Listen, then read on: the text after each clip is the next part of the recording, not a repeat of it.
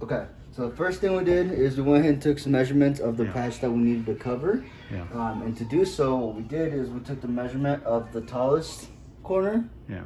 And then we also went ahead and took the measurement of the furthest damaged drywall. And once we came up with those measurements, we took a piece of drywall and cut it to those measurements. And then we matched it up and drew our outline of where we're going to cut. All right, the next step, guys, would be essentially to actually make the cut alongside the lines that we drew there to match the actual piece of drywall that we're going to actually install. Let's get to that here.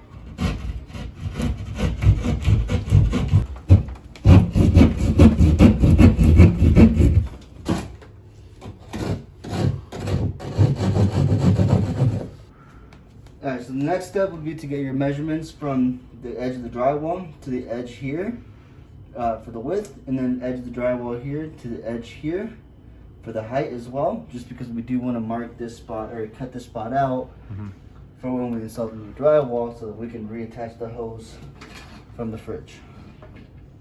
Or the other way is too. The other way is too that we can measure from the wall to the center, and then from the wall to the center. And then that way, once we do get this, we can just mark an X for the square that we're gonna make for this specific hose. Okay, so essentially what you did was you got your center from right to left at 5 3/4.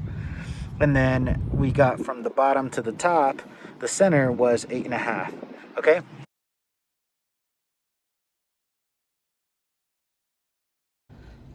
Alright guys, so now that once you've got your hole cut out and your piece of drywall cut out, we're gonna go ahead and match it up to make sure it fits. So we'll go ahead and do that real quick. Boom, just like that. The next step would be to essentially put these wooden shims like this in between the walls, so that way this piece of shim actually holds the new drywall flush with the existing drywall, so you don't have no gaps, so it's not, for example, let me use this, so it's not sitting like this, so it's sitting nice and flush. Unleveled. And leveled. Cool.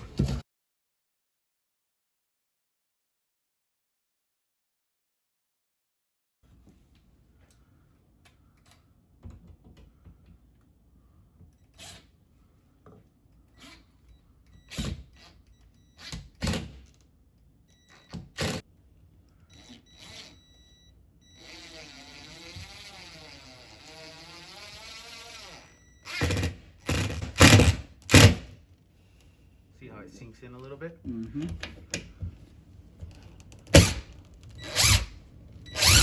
That's it. Perfect. They both sunk in a bit. That way we can cover it with mud. So that's a pro tip, guys. Make sure your screw is not sitting outside of the drywall. We need it a little bit on the inside. That way we can cover it with mud.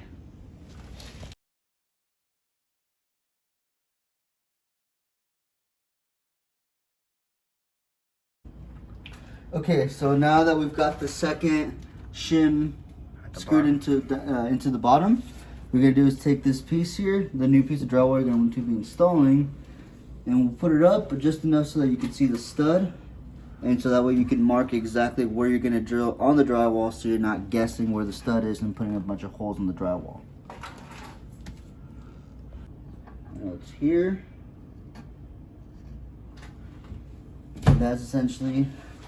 We'll go ahead, we want to match it up for the bottom too, so you know exactly where the stud is all the way going through the piece of drywall. Okay, so let's say you didn't have the stud here, right? And let's say there was a patch or a hole about, you know, a 2x2 right in the dead center, and there's no stud on the left or the right, and you need to patch up. Essentially what you're going to do is you're going to get a piece of board that's long enough that'll cover all the way up, that it'll cover from edge to edge, right? Beyond the actual hole. So essentially what you're doing is you're recreating this at the top. So it'll look more like this, right? It'll look more like that, and you screw here and you screw over here, right? Half covered at the top, half covered on the bottom. Same thing you do at the bottom, okay? You do this and you're screwing here, screwing there. So now when you put your actual drywall, now you have the ability to grab onto at the bottom with the actual drywall and the actual stud across, and at the top as well. And so now the actual drywall won't cave in anymore. So essentially you're recreating.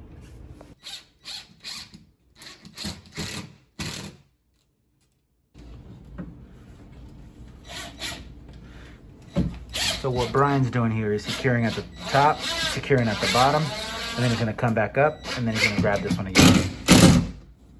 That way it all balances out.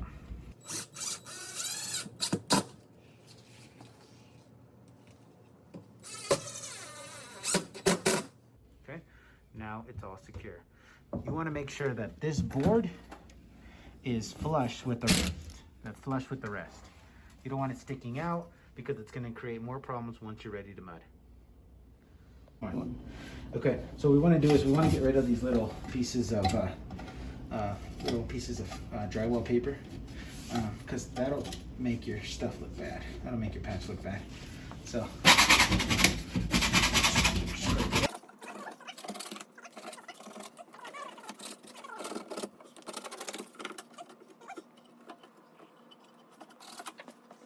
You want to get the Easy Sand 5. It just means that it's going to be ready in 5 minutes. It's going to dry quick. So you want to go ahead and prep up. Obviously you need your pan, you need this. Let's go ahead and do that. At the level, okay?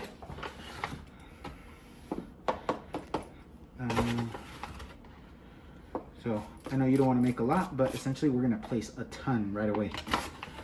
Okay? So here we go. Okay, put some water. Add some water to it. Make sure it's good.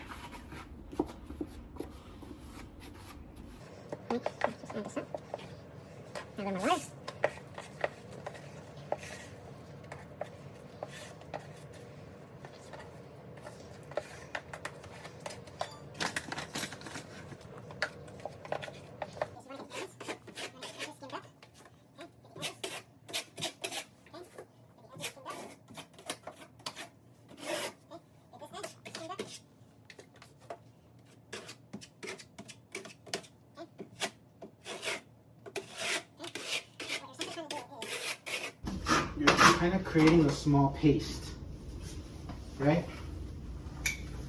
Creating a small paste for the mesh, right? Okay, so this is so it does not crack, right? So essentially that's kind of what you're trying to do here. You're creating a joint. Okay? They're essentially going like this. Okay? Then you can go back with this like this. Just kind of put it in. Okay? That's there. I'm going to get on this side now. I'm going to do this.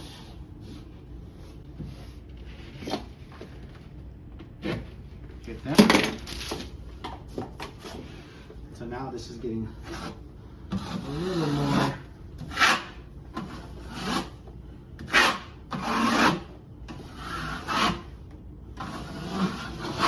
Okay. Putting that stick in there real good. Okay. And so this 5 minute is getting dry pretty quickly. So I'm trying to use it before it completely dries, right?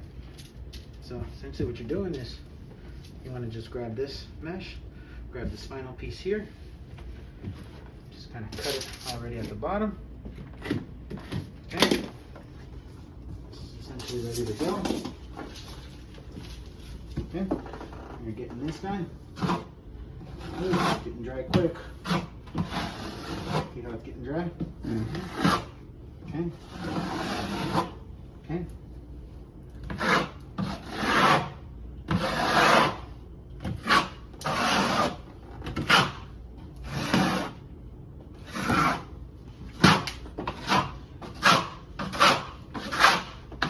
Then you're putting another layer on top. Okay. First layer is good.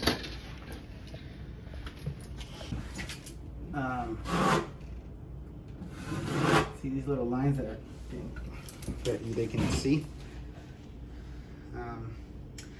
There's some little, this is the first layer. So what we're gonna do is we're gonna get another batch of joint compound mixed, and we're gonna go back with the big spatula and go over it one more time so that it doesn't look like a hill. It doesn't go down into this drywall. So essentially we need to make enough mud to bring this up to this level if it feels a bit sunken, okay? We can't leave this new piece a bit sunk in, because then you're gonna see it when you paint it. So we're gonna create some more mud and put another layer, okay? Let's go do that.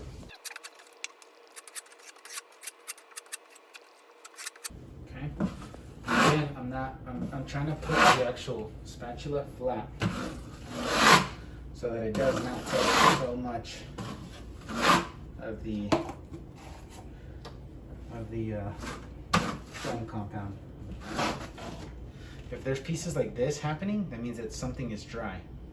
There's like a little drying compound that's dry, and so clean off your knife. Come back with fresh mud. Make sense? Okay, and in order to speed up the actual process of drying, you have the ability of using one of these heat guns to just speed up the process. Afterwards, what you want to do is you want to get some sanding paper, maybe like a P180 with fine finishes, to sand off all the rough edges, okay, and get it smooth and ready for texture. Okay, so the next thing is you got to get your texture, okay? You can get these bottles. There's different kinds. There's one that says orange peel, right? And there's another one that says knockdown texture. We're going to try and get as close as possible. So we have to go look at the actual drywall and see how it looks. And then we have to try to match it up, whether it's a heavy, whether it's a medium, or whether it's a fine type of texture. Okay, and so what you do is, obviously you shake it up. You got to make sure that you're shaking for about a minute or so. I've already shaken it up. And you take off this lever, okay, so that no longer needs to be there. And so this here, you'll see that it says heavy, and then you'll see that it says fine on the other side, okay? So I don't know if you can capture that on the actual Fine right there. fine, and then heavy on this side. And so you adjust this nozzle so that it's either heavy or so that it's fine, right? And so the way you test it is you go look and see what kind of texture they have, and then you spray it onto existing drywall. So if you see that, that's a little bit on the medium side, right? And so you can test it out always, and then turn this to the left or right to see what it looks like. And it looks like it's a little more finer there. The other one was a medium, and this is probably more of a heavy. You see that there's a little bit of difference, so you want to adjust it based off of what you currently have. So let's go inside and see what we have. All right, so this is the type of texture that we currently have. So there's a little bit of mix of a little bit of a lot of things. So if you come up here, there's just a lot of different kind of texture. So in reality, you just kind of want to blend it in, right? There's not necessarily a type of texture, but you're trying to get as close as possible. And there's like a lot of little clusters, right? There's like a lot of clusters, and then there's a lot of fine. And so you have to try and match it up. And it seems like they try to do knockdown at some point, but then they have all kinds of, you know, it looks like this is like a knockdown type. But again, you have to kind of figure it out and see what type of texture it is. Okay, so so what we're gonna do is we're gonna start spraying in a circle, okay? You don't wanna spray up and down, okay?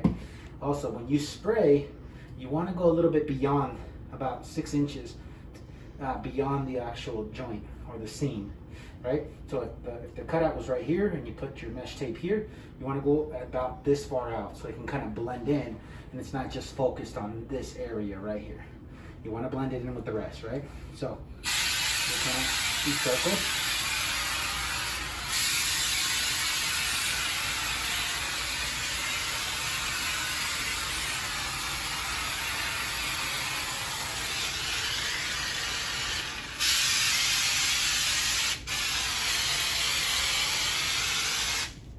See how I kind of aimed more?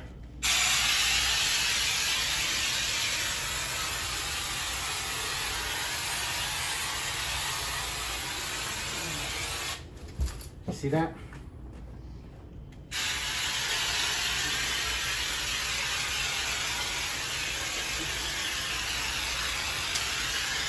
And essentially what we're doing is we're blending in with the rest, right? And so clean out the bottom. Make sure.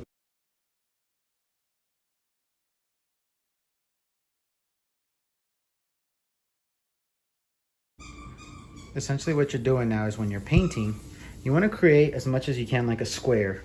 If you're obviously trying to paint match whatever paint is existing, well, you're trying to paint match, but it's not necessarily always going to be the same color.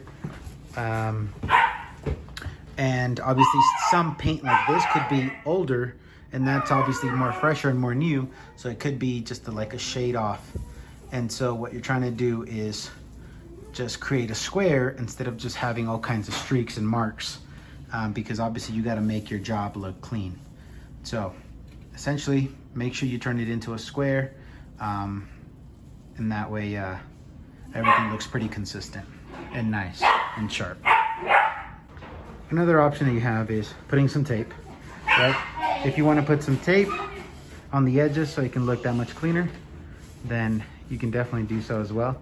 And it'll make that square look just that much more better and more cleaner. All right, guys, so a few key things, pro stuff, okay? If the actual patch was right in this area right here, pro thing is you want to get the texture outside, okay? About 6 inches or more outside of the actual patch. That's a key thing you want to do, is you want to blend in. You don't want the texture just on the patch. You want to go out 6 inches or so that way, 6 inches or so up, and 6 inches or so to the right. And that'll kind of help blend in the actual texture. So take the extra step, take these extra pro tips, and make sure that you're texturing beyond the actual patch. That way it allows it to kind of blend in completely. Okay, so once you're done, go ahead and take off the actual tape. You should have a nice square, and you have your texture. You can't even see that there is an actual patch there.